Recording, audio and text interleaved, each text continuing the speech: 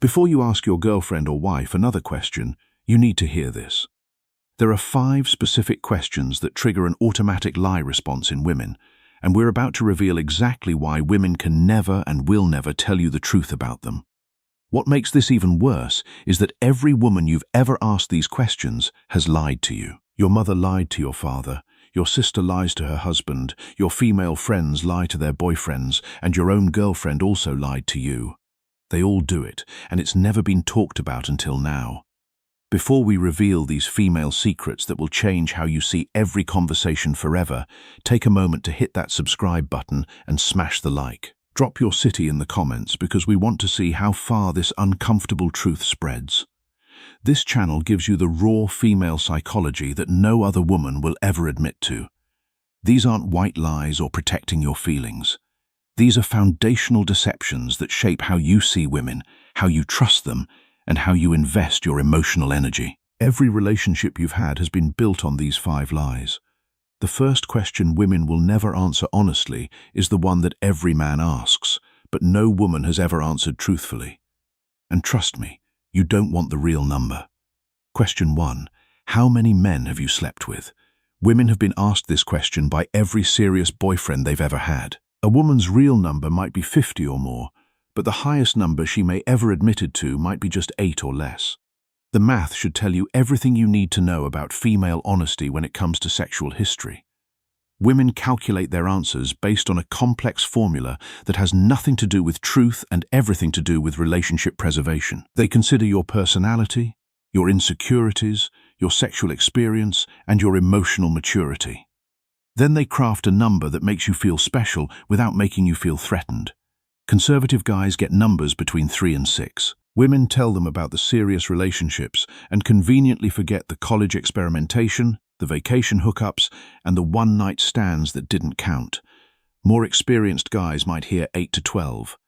Women include some of the casual encounters, but still hide the full scope of their sexual exploration. The female psychology behind this deception is sophisticated. Women are not just protecting their image. They are protecting your ego and their relationship security. They know that most men say they want honesty, but the real number would haunt you every time you touch them. It would change how you see their responses during intimacy, how you interpret their sexual knowledge, and how special you feel about being chosen. Women have learned to categorize their encounters in ways that allow them to minimize the count while maintaining their internal sense of honesty. That weekend with your friend doesn't count because they were drunk. The guy from the conference doesn't count because it was only once. The on and off relationship doesn't count as multiple partners because it was the same person over time. Their deflection strategies are well rehearsed. They respond to the question with counter-questions about why the past matters or accusations about your insecurity. They make you feel guilty for asking while simultaneously calculating their acceptable response. They turn your legitimate curiosity into a character flaw that they graciously overlook. The brutal truth is that if a woman hesitates, calculates, or gets defensive when you ask this question, you should multiply whatever number she gives you by at least 2.5. That will put you closer to reality. The woman who answers immediately with confidence is either very inexperienced or has rehearsed her lie so many times she believes it herself. Women know this deception damages the foundation of trust in their relationships, but they've collectively decided that the truth damages it more. They'd rather manage your emotional response to a comfortable lie than deal with the consequences of overwhelming honesty. But that's just about their intimate past. The question about their sexual present that they will take to their graves is even more dangerous to your peace of mind. The second question hits the core of every man's territorial instincts, and women know it. That's exactly why they'll never give you the honest answer that would make you lose sleep. Are you attracted to any of your male friends? Many women have had intimate thoughts about at least 4 of their current male friends.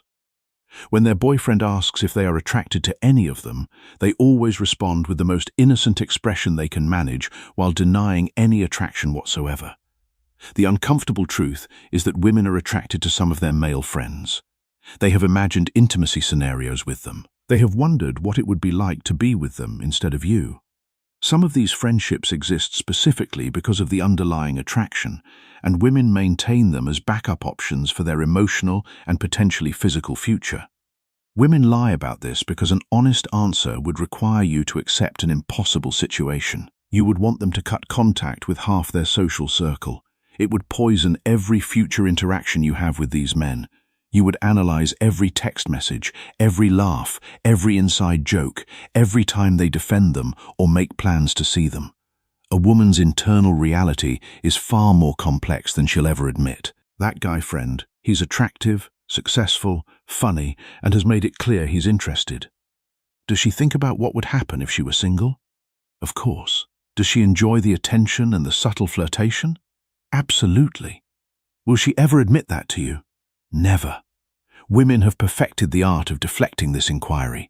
They respond with phrases like, "I've never thought of him that way. He's like a brother." Or, "We're just friends.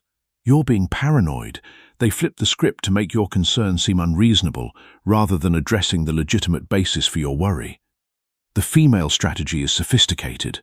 Women keep attractive male friends as backup options while maintaining plausible deniability about their intentions. They use your trust as permission to continue questionable relationships. They frame your natural protective instincts as jealousy and insecurity. They maintain these friendships through careful boundary management that creates the appearance of innocence while preserving the underlying attraction. They avoid being alone with them when you're around, but seek private conversations when you're not. They downplay their attractiveness when talking to you, but dress carefully when they know they'll see them. The reality is that if women had zero attraction to their male friends, they would have no problem creating clear boundaries with them. Their resistance to your concerns is your answer. Their defensiveness about maintaining these relationships tells you everything you need to know about their true nature. Women know that admitting attraction to their male friends would fundamentally change how you view their loyalty and commitment. So, they protect the comfortable fiction that allows them to maintain these relationships while keeping you secure in your position. But male friends are just potential threats. The next question reveals something even more dangerous: the truth about their emotional state right now. Question number 3. Are you happy in our relationship? This might be the most dangerous question you can ask a woman because her honest answer could end everything you think you're building together. Women have told different boyfriends that they were happy when they were already planning their exit strategy. Women don't just lie about their current happiness. They lie about their future intentions, their level of satisfaction, and their commitment to making things work. This question terrifies them because admitting unhappiness means they have to do something about it. It opens a conversation they're not ready to have. It forces them to confront their own emotional confusion and dissatisfaction. It might trigger changes they don't want to make yet or demands for effort they're not willing to give. Women operate on different levels of dishonesty when answering this question. When they say, "I'm perfectly happy," it usually means they have major problems they're hiding from you. "I'm mostly happy" translates to serious doubts they're not sharing. "I'm happy enough" means they're already emotionally checking out. When they admit to having some concerns, they already have one foot out the door. The female psychology behind this deception is complex. Women don't just lie to you, they lie to themselves. It's easier to pretend everything is fine than to face the emotional work of fixing serious problems or ending relationships that no longer serve them. What women are really thinking when you ask this question is far removed from their verbal responses. They are comparing you to other options constantly. They are wondering if they settled too quickly or if this is actually the life they want. They are fantasizing about different scenarios, different partners, different futures that don't include you. They manage your perception of their happiness through careful performance. They post about their relationship on social media to create the appearance of contentment. They talk about future plans they have no intention of keeping. They fake enthusiasm for activities and conversations that actually bore them. They hide their emotional distance behind busy schedules and external stresses. When women finally admit they're unhappy, they've usually been feeling this way for months or even years. By the time they're ready to discuss relationship problems, they've already emotionally moved on. The conversation about their happiness is often the beginning of the end, not an opportunity for renewal. They start expressing dissatisfaction only when they're ready to leave or when they found something better. They use your question about their happiness as an opening to begin the narrative that will justify their eventual departure. They've already written the story of why this relationship didn't work. They're just waiting for the right time to share it. The warning signs are there if you know how to read them. Women delay their responses when you ask about happiness. They give generic answers that could apply to any relationship. They deflect to talk about external stressors instead of relationship satisfaction. They compare your relationship to others constantly, always finding you lacking in the comparison. But questioning their happiness in the present is nothing compared to the next question, which forces them to reveal truths about their loyalty that they will protect at all costs. Question number 4. Have you ever emotionally cheated? This question hits too close to the truth because emotional cheating is how most affairs actually start. And women know that their honest answer would make you question every friendship, every conversation, and every private moment they've ever had. Many women have emotionally cheated in every serious relationship they've been in. Deep conversations with other men, sharing problems they didn't share with their boyfriend, developing feelings they never acted on physically. When asked directly, they've always denied it completely. Women will never admit to emotional cheating because it feels worse to men than physical cheating. It reveals that their hearts and minds were elsewhere while they were pretending to be committed to you. It destroys trust in their female friendships and work relationships. It proves that affairs don't just happen. They develop over time through deliberate emotional investment in other people.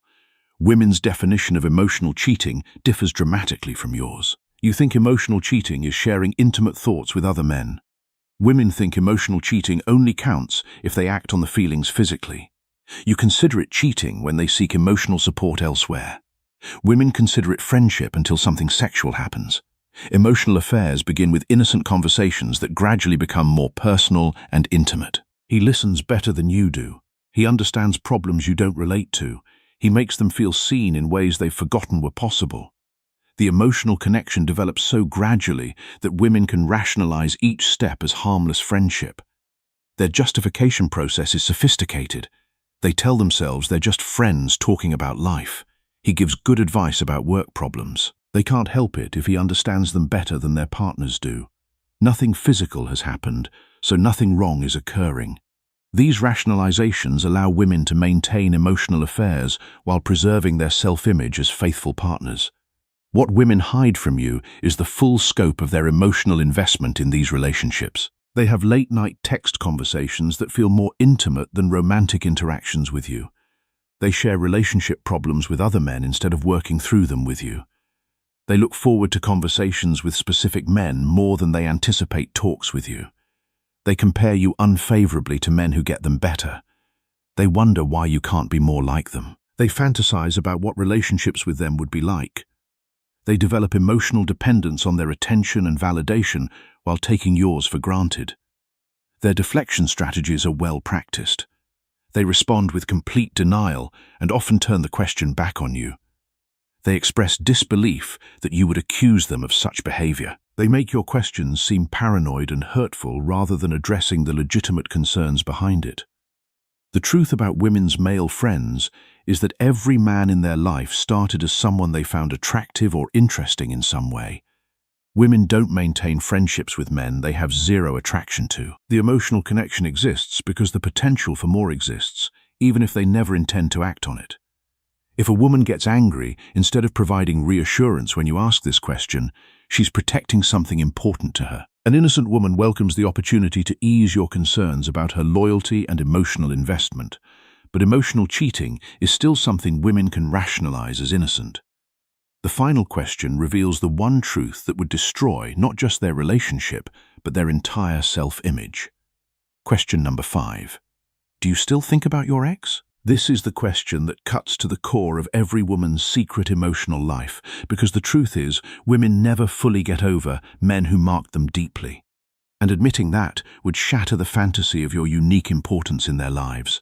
Many women think about their ex-boyfriend at least once a week, sometimes during intimate moments with their current partner. They've never admitted this to anyone, and the shame of it makes them lie more convincingly every time they're asked. The uncomfortable female truth is that women do still think about their exes, especially the ones who got away. Some exes remain emotional benchmarks for all future relationships. Women compare your performance, your personality, your potential to theirs. Certain exes retain a permanent place in their fantasy life, regardless of their current relationship status. This question represents relationship suicide because it reveals that you're not the only man in their emotional world. It proves that their past still influences their present in ways that diminish your importance. It destroys the illusion that you're their greatest love story and opens questions about their true commitment and satisfaction. Women think about different exes for different reasons. The one who got away makes them wonder what life would have been like if circumstances had been different. The best sexual partner makes them miss physical connections they may never experience again. The one who understood them emotionally makes them long for that specific type of connection. The life they almost had makes them question their current choices. They think about them during arguments with you, wondering if they would handle situations better. They remember them during boring routine moments, recalling the excitement they felt in those relationships. Sometimes they think about them during intimate moments, comparing physical experiences. They wonder about their current lives when they see their social media updates. Their internal justification for these thoughts is that thinking isn't cheating. Everyone has a past. These are just memories, not current intentions. They convince themselves that these thoughts don't affect their current relationships, even when they clearly do. They hide these thoughts carefully. They delete their search history when they look them up online. They never mention when they run into them or hear about them through mutual friends. They pretend they don't remember details about their past relationships. They act like they no longer exist in their emotional landscape while privately maintaining detailed memories of their time together. Their deflection responses are automatic. They ask why they would think about someone who's in their past. They claim you're the only man they think about now. They remind you that past relationships ended for good reasons. They make you feel insecure for asking about people who supposedly don't matter anymore. The female psychology behind this deception is their ability to compartmentalize their emotional experiences. Women can genuinely love you while maintaining emotional connections to past relationships. But admitting this would make you feel like you're competing with ghosts, which would fundamentally change the dynamic of your relationship. Now that you know women will never answer these questions honestly, here's how to protect yourself from emotional manipulation while still maintaining your relationship. Watch their behavior instead of listening to their words. Pay attention to how they act around male friends versus how they describe those relationships. Notice whether their actions match their claims about relationship satisfaction. Observe if their investment in the relationship matches their stated happiness levels.